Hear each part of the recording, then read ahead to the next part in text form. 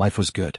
At least, that's what I thought every morning when I left our suburban Chicago home to head into the city for work. Jessica, my wife, would smile from the porch, coffee mug in hand, her auburn hair catching the morning light. She'd wave and I'd feel this swell of gratitude, like I had lucked out in ways most men could only dream of. We had the house, the careers, and even the dog, a golden retriever named Max who seemed to love Jessica more than anyone else. I worked as a programmer at a mid-sized tech firm downtown.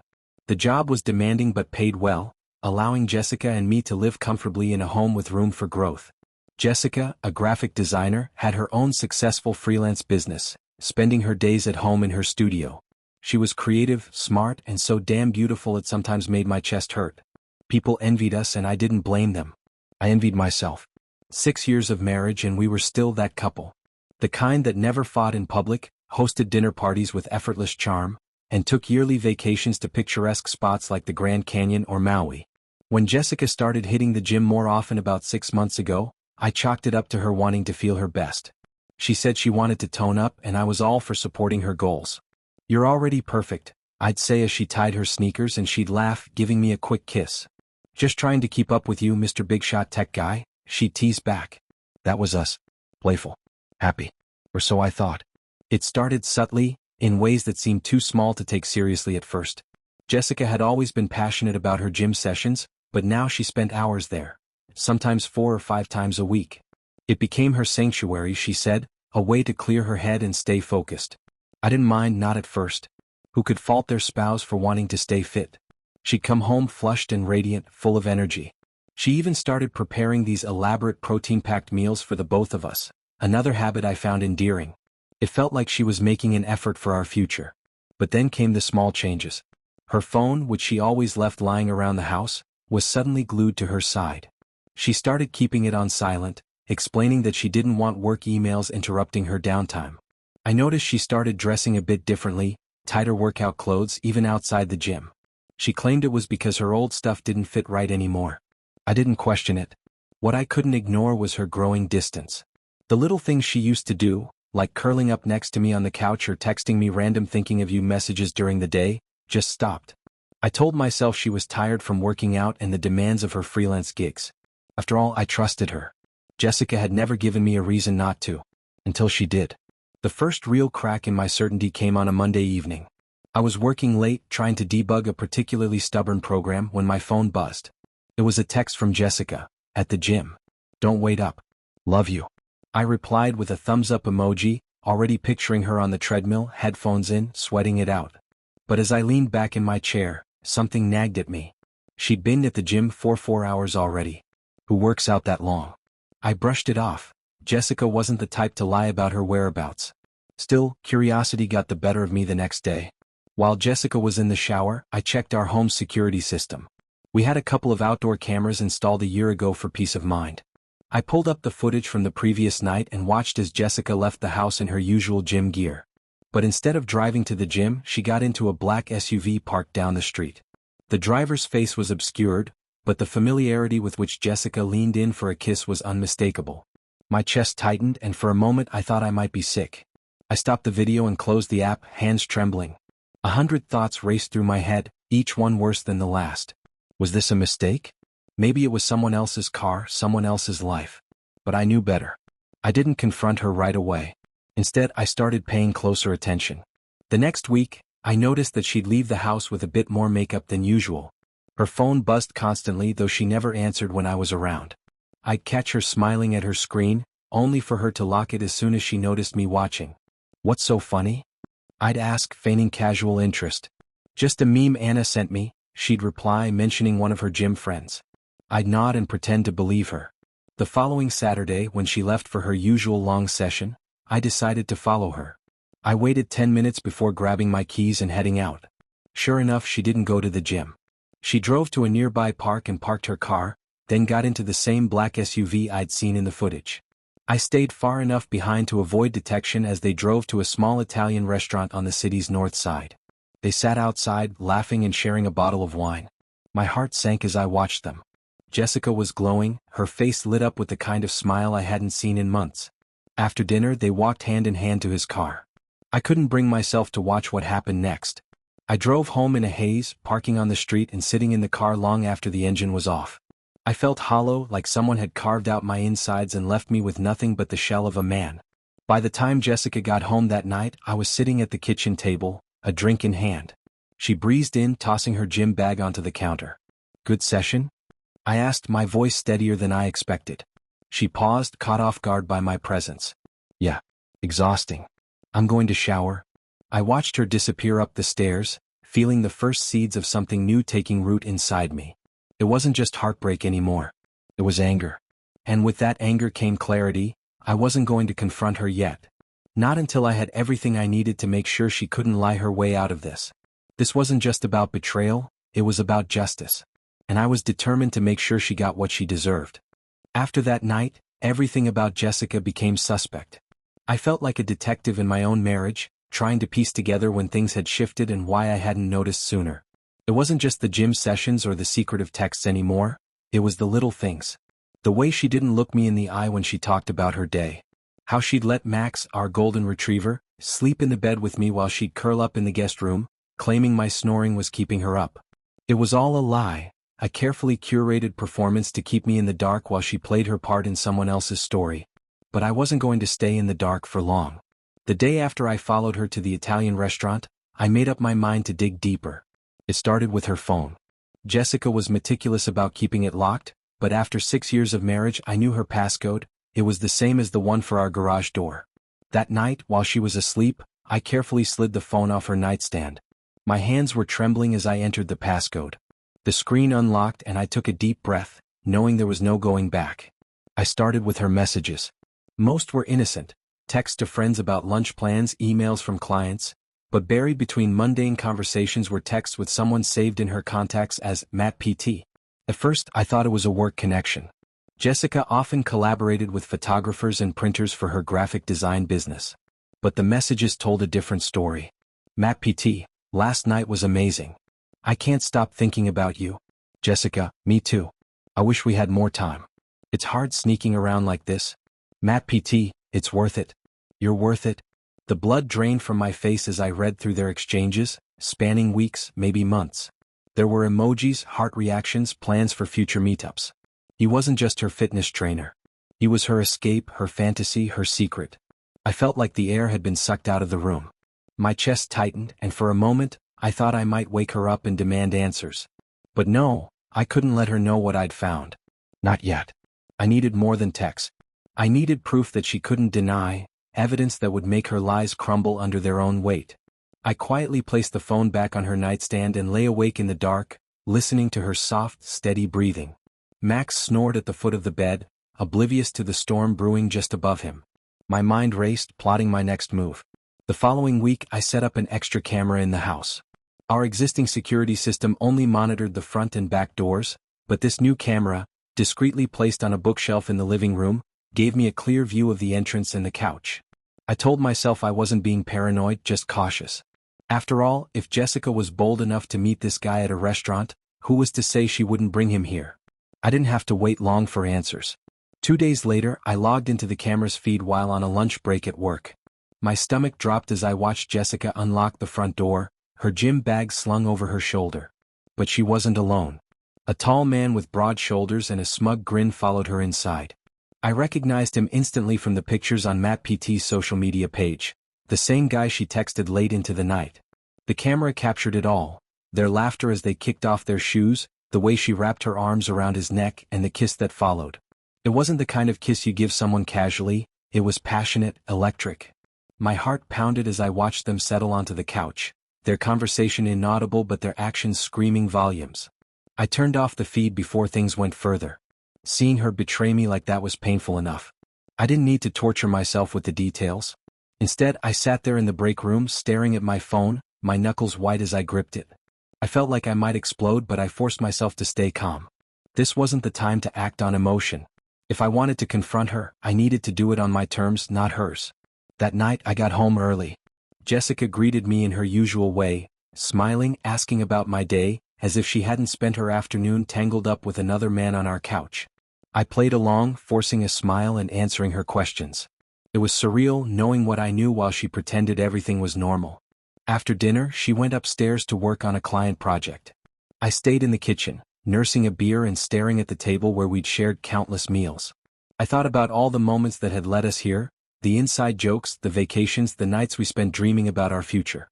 Had it all been a lie, or was this just who she'd become? Max trotted over and nuzzled my leg, his big brown eyes full of concern. "I'm okay, buddy," I muttered, scratching behind his ears. But I wasn't okay. Not even close. The final straw came later that week. I decided to confront Matt face to face without Jessica knowing. I found his gym through a quick Google search and showed up during one of his classes. He was everything I expected, cocky, confident, with the kind of charm that probably came easily to someone who spent their days surrounded by fitness enthusiasts. I waited until the class ended and approached him as he packed up his gear. "You're Matt, right?" I asked, my voice steady. He looked up, surprised. "Yeah. Who's asking?"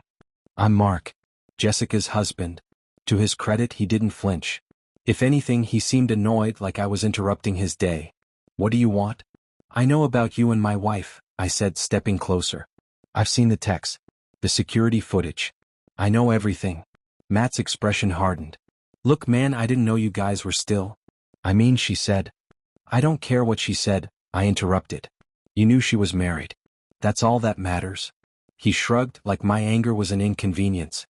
"What do you want from me? An apology?" "No," I said, my voice low. "I want you to stay away from her. From my house. From my life. If I catch you near her again, you'll regret it." Matt smirked, but I could see the tension in his jaw. "Whatever, man. She's not worth the drama." I watched as he walked away, feeling a hollow sense of victory. It wasn't enough.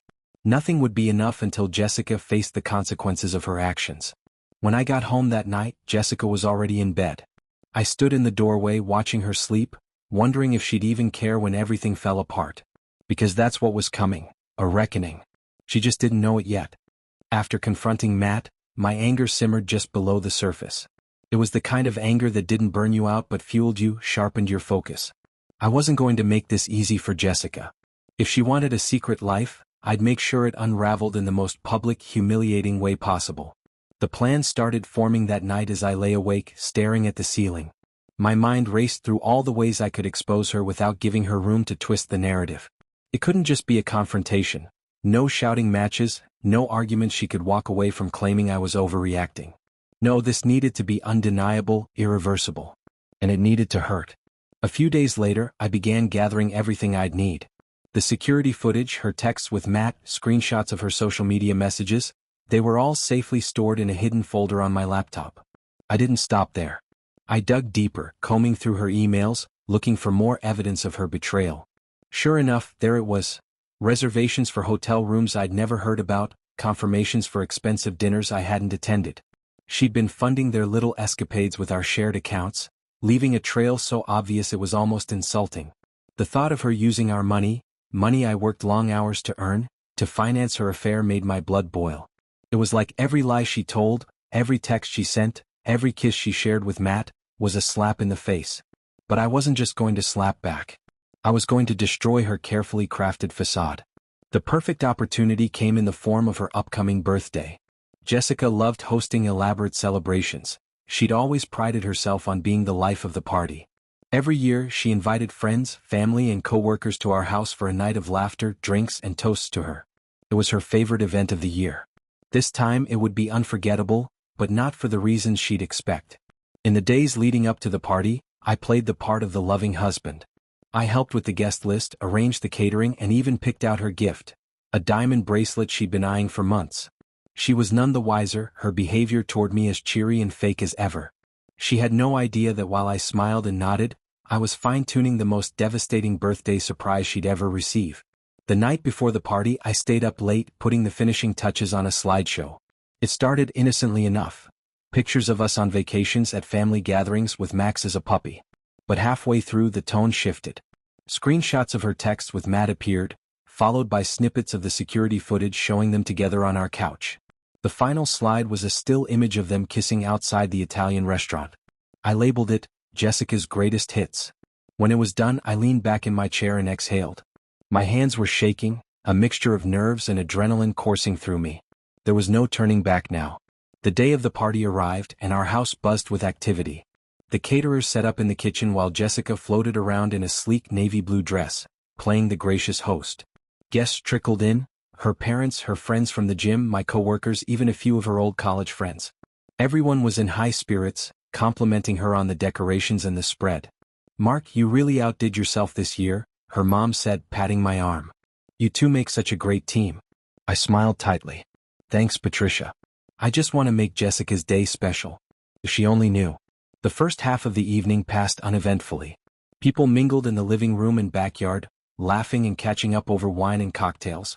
I stuck to soda, keeping my mind clear for what was about to unfold. Jessica stayed by my side, playing the role of the devoted wife, introducing me to her gym friends as the man who makes all this possible. The irony wasn't lost on me. When the time came for her to cut the cake, I made an announcement. "Before we dig into this beautiful cake, I've prepared something special for Jessica." A little trip down memory lane. Jessica's eyes lit up. "You didn't?" "Oh, I did," I said, my tone light and cheerful. Inside, my heart was pounding. I gestured to the makeshift screen I'd set up in the living room. Guests crowded around, their curiosity piqued as I dimmed the lights.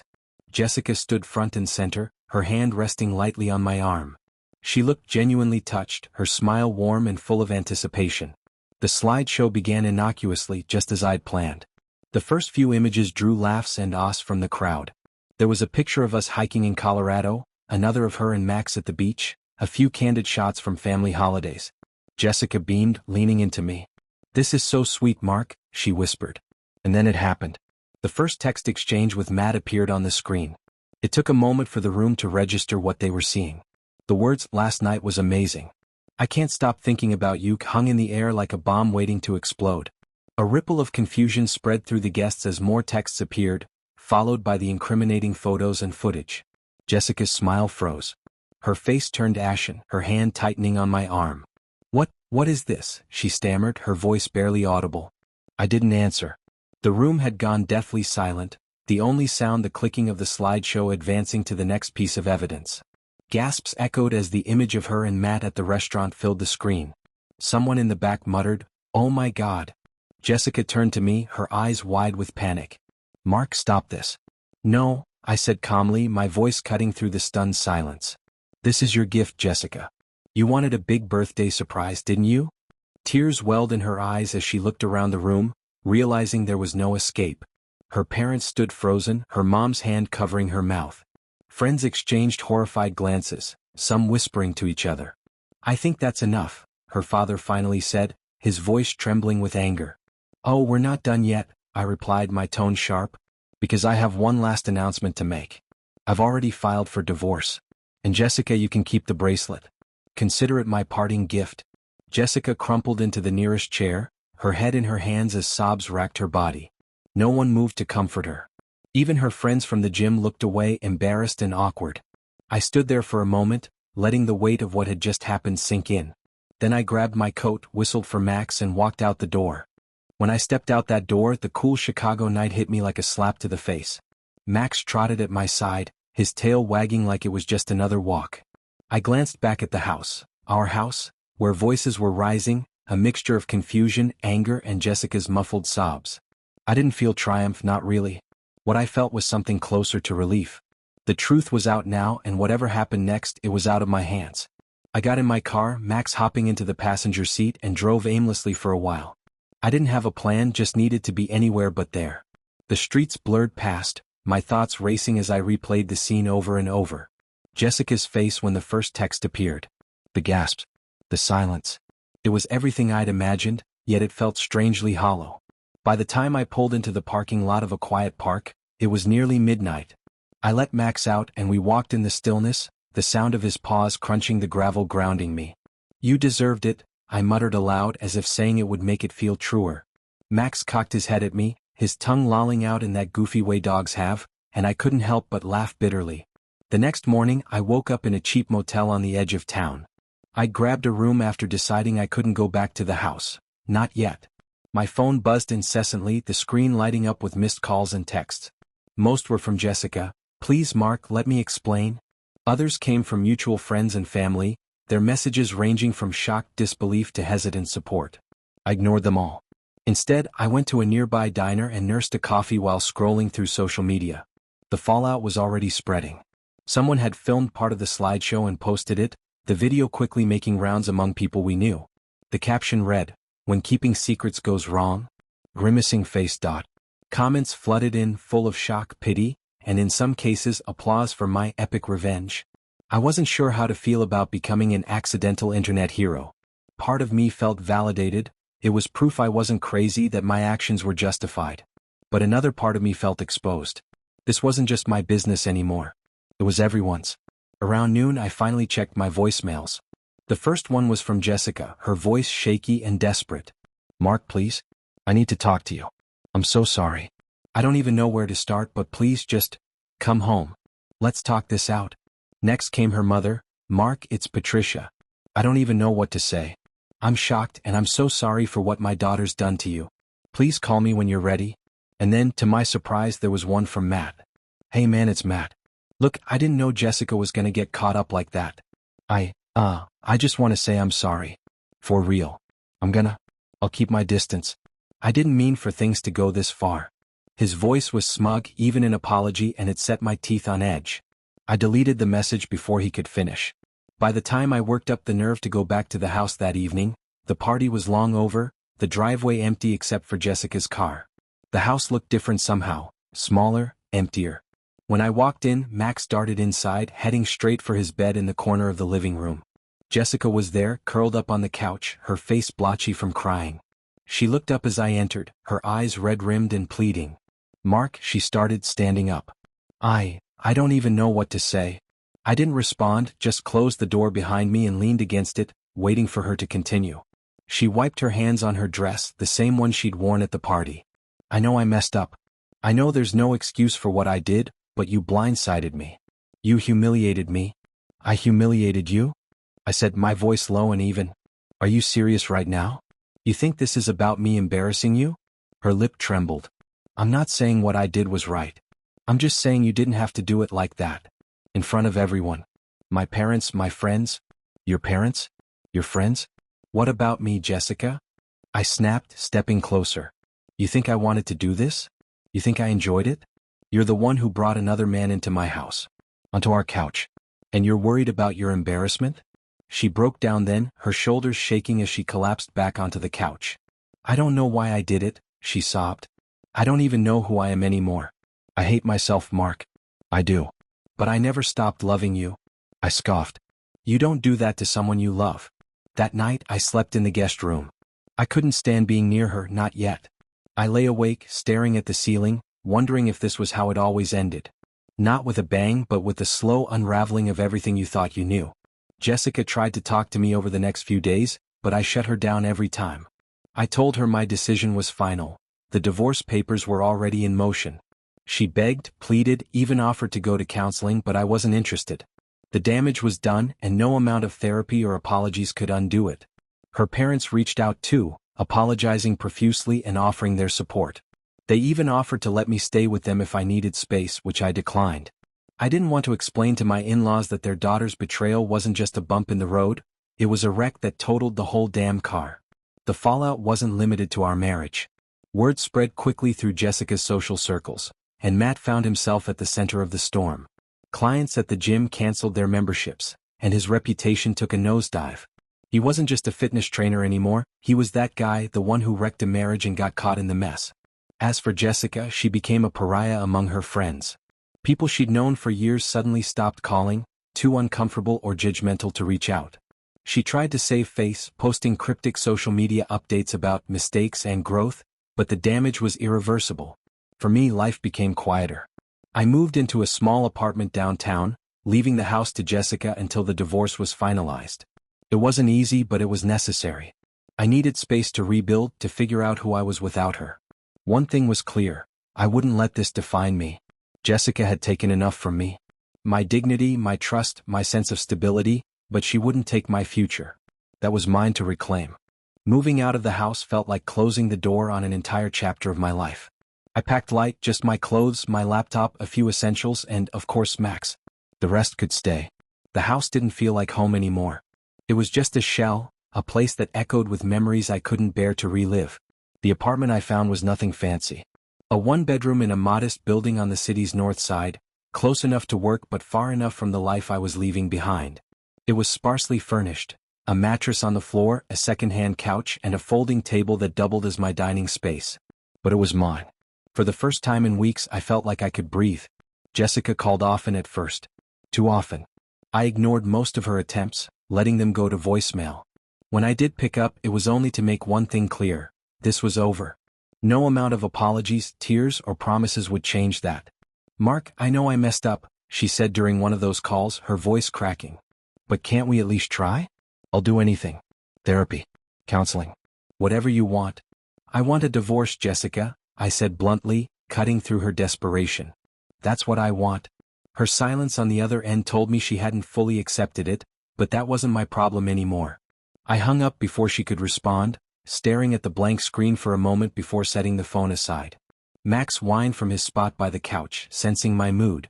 I reached down to scratch behind his ears. "It's just us now, buddy," I muttered. He wagged his tail in response as if to say, "That's enough." Work became my escape. The office was the one place where I didn't have to think about Jessica, Matt, or the wreckage of my marriage. My co-workers knew something was off. 6 years of marriage leaves a mark, and it was clear I was no longer the cheerful, easygoing guy they were used to. But they didn't press. Most just offered a pat on the back or a quick "how's it going?" that didn't require a real answer. The monotony of coding was a welcome distraction. Debugging lines of code, fixing software glitches, it all felt manageable compared to the chaos in my personal life. At least with programming there was always a solution. If only life worked the same way. The first weekend in the apartment was the hardest. Without work to distract me, the loneliness set in. The silence was deafening, broken only by the occasional bark from Max or the hum of the fridge. I tried to fill the void with distractions. Netflix, music, long walks with Max, but nothing seemed to help. I missed the life I thought I had, the one I'd built with Jessica. It wasn't just about her, it was the whole package. The house, the routines, the shared dreams. All of it was gone, replaced by this strange, unfamiliar solitude. That Sunday I went for a drive. I didn't have a destination in mind, just needed to get out of my head. I ended up by the lake, parking near one of the quieter beaches. The water stretched out in front of me, endless and indifferent, its steady rhythm a stark contrast to the chaos in my chest. I sat on the hood of my car, staring at the horizon, and let the emotions come. Anger. Sadness. Betrayal. They hit me in waves, each one stronger than the last. I didn't try to fight them. For the first time since this all started, I let myself feel it all, the weight of everything I'd lost. By the time I left, the knot in my chest had loosened just a little. It wasn't much, but it was a start.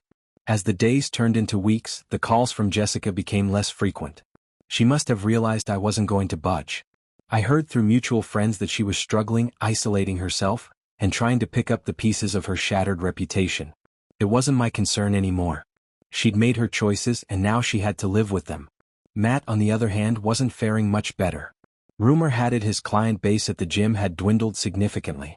People didn't want to associate with him, not after everything that had come to light. I wasn't the type to take pleasure in someone else's downfall, but I'd be lying if I said I didn't feel a flicker of satisfaction every time I heard his name. The divorce process was as straightforward as it could be under the circumstances. Jessica didn't contest it. She knew she had no ground to stand on. The house, which we'd bought together, was sold and the proceeds split evenly. It wasn't ideal, but it was fair. I didn't want to drag things out any longer than necessary. When the papers were finalized, I felt a strange mix of emotions. Relief. Sadness. Closure. It was the end of something that had once meant everything to me, but it was also the beginning of something new. A chance to rebuild. One night, about a month after moving out, I got a text from Jessica's mom, Patricia. "Just wanted to check in on you. We're so sorry for everything. You didn't deserve this." I stared at the message for a long time before responding. "Thanks, Patricia. I'm doing okay. Hope you're well." It wasn't much, but it felt like a step toward putting the past behind me. Life didn't magically improve overnight, but little by little, I started to find my footing. I reconnected with old friends, picked up hobbies I'd abandoned during my marriage, and focused on building a life that was entirely my own. I wasn't naive enough to think I'd come out of this unscathed. There were scars, both visible and invisible, that I'd carry for a long time. But for the first time in months I felt like I was moving forward. One step at a time. And as I lay in bed that night, Max snoring softly at my feet, I felt a flicker of something I hadn't felt in a long time: hope. The first real change came unexpectedly. I was walking Max one crisp fall morning when I passed a flyer on a community bulletin board advertising a local meetup group. It wasn't anything flashy, just a casual gathering for people interested in photography. I dabbled in it during college but hadn't picked up a camera in years. On a whim, I snapped a picture of the flyer and decided to check it out. That Saturday, I showed up at a coffee shop with my old DSLR slung over my shoulder, feeling like the new kid at school. The group was small, about 10 people, ranging from retirees to college students. They were warm, welcoming, and passionate about capturing life through a lens. For the first time in what felt like forever, I was doing something purely for myself. Not for Jessica. Not for appearances. Just for me. I threw myself into it, rediscovering the joy of seeing the world differently. Every weekend, I joined the group on walks around the city, snapping pictures of street art, architecture, and candid moments of life unfolding. The act of creating something, of turning my focus outward instead of inward, was unexpectedly healing. It wasn't long before I started sharing my photos online. To my surprise, people responded. Friends and strangers alike left comments, praising the way I captured light or the mood of a scene. It felt good to have something to be proud of again, something that reminded me I wasn't just a broken man picking up the pieces of his life. Meanwhile, the remnants of my old life continued to fade. Jessica and I communicated only through lawyers now. The last time I heard her voice was during a brief phone call about finalizing the sale of the house. She sounded tired, defeated, like the weight of her choices had finally caught up with her. I didn't take pleasure in it. If anything, I felt a pang of sadness for what we'd lost. But it was distant, like a memory of a different life. I avoided our old social circles too. Most of our mutual friends had chosen sides. Some stayed loyal to Jessica, others reached out to me with words of support.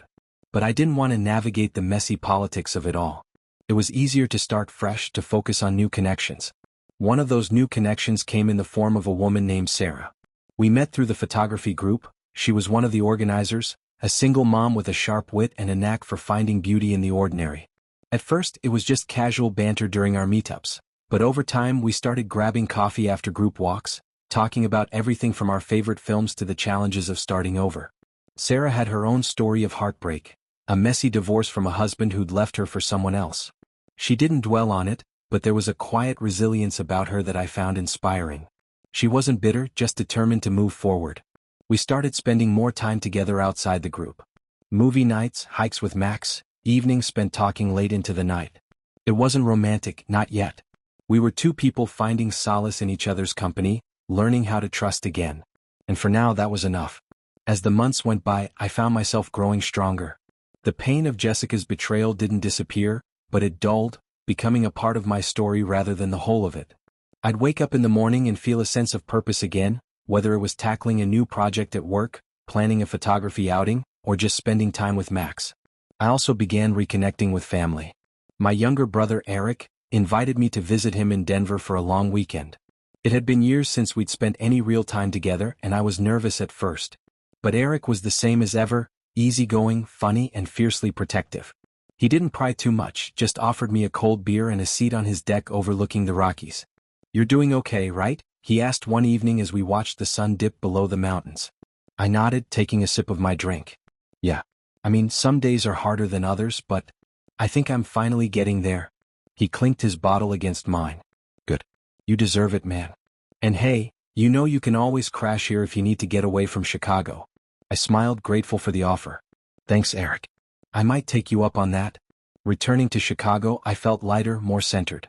I realized how much I'd let myself become isolated over the years, pouring everything into my marriage at the expense of other relationships. Rebuilding those connections, both with family and new friends, wasn't easy, but it was worth it. One evening, while scrolling through old photos, I stumbled across a folder labeled Hawaii 2019. It was from the last vacation Jessica and I had taken together. The images were bittersweet: sunset hikes, beachside dinners, candid moments of us laughing together. It was a snapshot of a time when I thought we were happy before everything unraveled. I debated deleting the folder but stopped myself. Instead, I moved it to an external drive, a place where I wouldn't see it often. It wasn't about erasing the past, it was about making space for the future. That weekend, I went to the lake again, this time with my camera. The sun was setting, casting golden hues across the water, and I framed the shot carefully, letting the light guide me. When I pressed the shutter, it felt like more than just capturing an image. It felt like reclaiming something, my vision, my hope, my life. Max barked, breaking the moment, and I turned to see Sarah approaching, her own camera slung over her shoulder. "Mind if I join you?" she asked, her smile warm and easy. "Not at all," I said, motioning to the spot next to me. We stood there in companionable silence, watching the last rays of sunlight fade. For the first time in a long time I felt, okay. Not perfect, not healed, but okay. And for now that was enough. It's strange how time moves when you're rebuilding. Some days drag, each hour weighed down by memories and unanswered questions. Other days fly by, filled with small victories, finishing a project at work, capturing the perfect shot on a photo walk, or hearing Max bark excitedly as we hit the park. The grief and anger over Jessica's betrayal didn't vanish, but they became quieter, easier to live alongside. Sarah became a bigger part of my life, though we still kept things casual. After our evening at the lake, we fell into a comfortable rhythm, meeting for coffee, walking our dogs — she had a scrappy terrier named Milo — or spending lazy Sundays browsing art galleries. She had a knack for making me laugh even when I didn't think I had it in me. One rainy afternoon we ended up at my apartment, sipping tea and flipping through my photo albums. Sarah paused on a black and white shot I'd taken of Max sitting by the lake, his ears perked up and the skyline looming behind him. "This is incredible," she said, tracing the edge of the photo. "You should sell your work." I laughed, shaking my head. "It's just a hobby." "No," she said firmly, turning to face me. "You have an eye for this, Mark. People would pay for work like this. Why not try?" Her words stuck with me long after she left that evening. I'd never thought about my photography as anything more than an escape, but the idea of turning it into something tangible, something meaningful, sparked a curiosity I hadn't felt in years. With Sarah's encouragement, I started an online portfolio.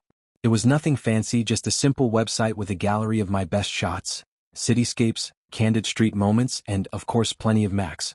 I posted a link on social media, half expecting it to disappear into the void. Instead, it caught on.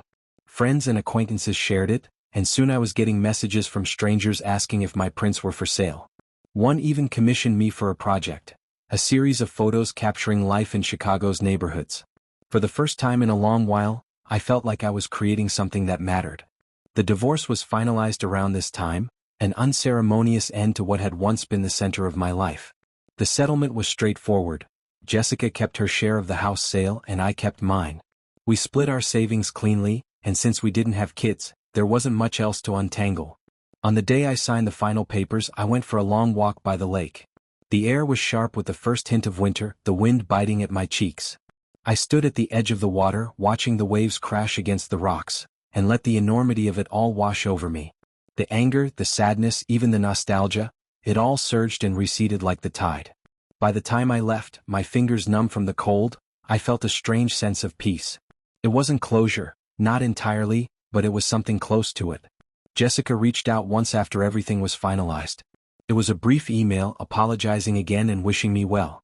There was no plea for reconciliation, no attempt to dredge up the past. Just a simple, quiet acknowledgement of the damage done. I didn't reply. Not because I hated her, I didn't, but because I had nothing left to say. As the weeks turned into months, my life started to take on a new shape.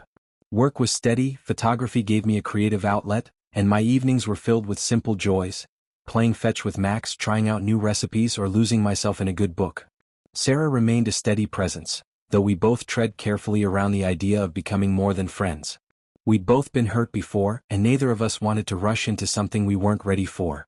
Still, there were moments, quiet, unspoken, when I wondered if we could be something more. One evening, as we sat on my couch watching an old Hitchcock movie, Sarah turned to me and said, "Do you ever think about what's next?" I looked at her, confused.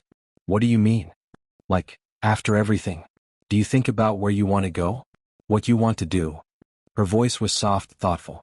I hesitated, considering her question. I guess I've been so focused on putting the pieces back together, I haven't thought much about the bigger picture. She smiled, tucking a strand of hair behind her ear. "Maybe it's time to start?" Her words lingered long after she left that night. I realized I'd been living in survival mode, focusing so much on getting through each day that I hadn't allowed myself to dream about the future.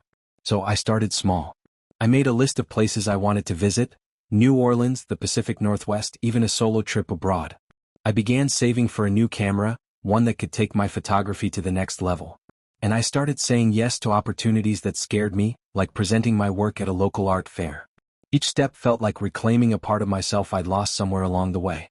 The man I was before Jessica, before the betrayal, before the walls I'd built around myself. One day, while sorting through old boxes, I came across a journal I hadn't touched in years. Flipping through its pages, I found an entry I'd written shortly after Jessica and I got married. It was full of hope, dreams of the life we'd build together. It stung to read, but it also reminded me of something important. I was still that person. I still had dreams worth chasing. I closed the journal and set it aside, not to dwell on the past but to make room for the future. And as I sat there, Max resting his head on my lap, I realized something. I wasn't just surviving anymore. I was living. Spring came slowly as it always does in Chicago. The snow turned to slush, the days grew longer, and the city began to bloom again. I found myself walking more, Max at my side, taking in the sights of a world waking up. It felt fitting somehow, like I was waking up too. The photography project I'd been commissioned for was coming along nicely. I spent my weekends exploring different neighborhoods, capturing the quiet beauty of everyday life. Kids playing stickball in a side street, an elderly couple sharing a bench by the river, the neon glow of a diner sign against the twilight sky. Each shot felt like a story, a small reminder that life goes on, no matter how broken it seems. The project earned me a spot in a local art showcase. It wasn't a huge event, just a modest gallery near Lincoln Park, but it was the first time my work would be displayed for others to see. The thought was equal parts thrilling and terrifying. Sarah insisted on helping me prepare. She showed up at my apartment the week before the showcase with a bottle of wine, a stack of frames, and her signature no-nonsense attitude. "Stop overthinking it, Mark," she said, nudging me as I agonized over which photo to highlight as the centerpiece. "They're all great. Just pick the one that feels the most you." I ended up choosing a shot of Max sitting by the lake at sunset, his silhouette framed by the fiery orange sky. It wasn't the most technically impressive piece, but it was personal. Honest. On the night of the showcase, Sarah came with me, dressed in a simple black dress that somehow made her look like she belonged on the cover of a magazine. She gave my arm a reassuring squeeze as we walked into the gallery. "You're going to kill it," she said, her smile infectious. I wasn't so sure, but as the night went on, I found myself relaxing. People lingered by my section, asking questions, sharing their interpretations of my work. A few even bought prints. By the end of the night, I felt something I hadn't in a long time: pride. Things with Sarah shifted subtly after that. We still kept it casual: dinners, movie nights, long conversations, but there was a new undercurrent to our time together, an unspoken acknowledgement of something deeper. One evening, as we walked Max and Milo along the lakefront, she stopped suddenly, staring out at the water. "Mark," she said, her voice hesitant. "Have you ever thought about us?" I froze, my heart thudding in my chest. "What do you mean?" She turned to face me, her eyes searching mine. "I mean, do you think we could ever be more than this? Or is it too soon?" I didn't answer right away, letting her words sink in. The truth was, I'd thought about it often, about what it would mean to let someone in again, to risk my heart after everything that had happened. But standing there, with the wind in my hair and her eyes filled with a mix of hope and fear, I realized I wanted to try. "It's not too soon," I said softly. "At least not for me." Her smile was small but genuine, and for the first time in years, I felt like I was stepping toward something instead of away from it. Over the next few months, Sarah and I navigated the uncertain waters of a new relationship. It wasn't always easy. We both had our scars, our moments of doubt. But we met each challenge with patience and honesty, determined to build something real. She introduced me to her son, Liam, a precocious 8-year-old with a love of dinosaurs and an endless supply of energy. He and Max hit it off immediately, and before long, our weekends were filled with trips to the museum, park outings, and impromptu movie marathons. Liam asked a lot of questions, about Max, about my photography, about why I lived alone. When he asked if I was Sarah's boyfriend, I looked at her for guidance. She smiled and nodded, and I said yes. By the time summer rolled around, my life felt unrecognizable from the one I'd left behind. The apartment that had once felt empty now felt like home. My photography had grown from a hobby into a budding career, with more commissions and another showcase lined up. And Sarah and Liam had become a fixture in my life, their presence a constant reminder of how far I'd come. One evening, as we sat on the balcony of my apartment watching the city lights, Sarah turned to me with a thoughtful expression. "You seem different," she said, her head tilted slightly. "How so?" I asked, curious. "Lighter," she said. "Happier." Like you're finally letting go of whatever was holding you back. I didn't respond right away, letting her words settle. She was right. The weight I'd carried since Jessica's betrayal, the anger, the sadness, the sense of failure, wasn't gone, but it was no longer the defining force in my life. I was moving forward, one step at a time, and for the first time I felt like I was exactly where I was meant to be. I reached for her hand, intertwining my fingers with hers. "I think I am," I said simply. We sat there in comfortable silence, the hum of the city below us, and I realized something profound. This is where our story comes to an end. Share your thoughts in the comments section. Thanks for your time. If you enjoy this story, please subscribe to this channel. Click on the video you see on the screen and I will see you there.